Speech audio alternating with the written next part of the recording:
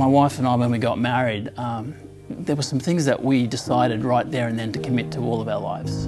And giving was one of those things. And so we've committed to doing it, and then now we've done that regularly for over 30 years, but if I'm really honest with you, I still find it hard to do. It's partly because I live in a materialistic society and somehow that still has its hooks in me a little bit. And so it's not easy, it doesn't come naturally, but we've never given up the commitment to give. It's been our desire for our whole journey that it would be God that we would seek after, His presence and His provision. There was something that happened that was quite remarkable in the first year of my business.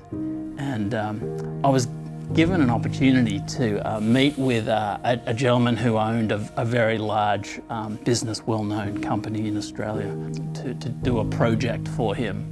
And he paid me a mediocre wage, but he said that there'd be a success fee, so however much I saved, then there'd be a portion that would be a bonus if it did well. And 12 months later, I sat opposite him at his desk, and what he didn't know is that he was my only client for that year, so I worked so hard on this one project, and I laid out how it had gone. It had gone really well, and the success fee was large. It was 6 figures, and we were really struggling. We had 4 little kids at the time, and I was only on a part wage, and it was tough, but I showed him what the success fee was. And then I said to him, you know what, I don't want it. I don't want the bonus. And he raised an eyebrow and sort of looked at me strange. And I said, I want a relationship. I want a partnership. I want to keep working together. And that was 20 years ago, and I still work with him.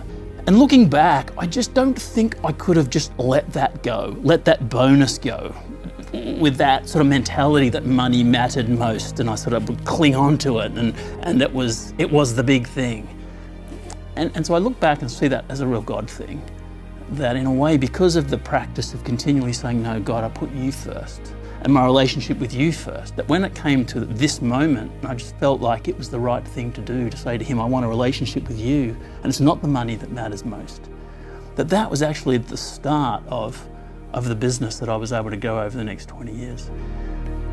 So just that continual practice of being able to let it go, I think has just had such an enormous blessing on us in having that as the foundation of our marriage, that and the foundation of our family and of my business, that money doesn't matter most.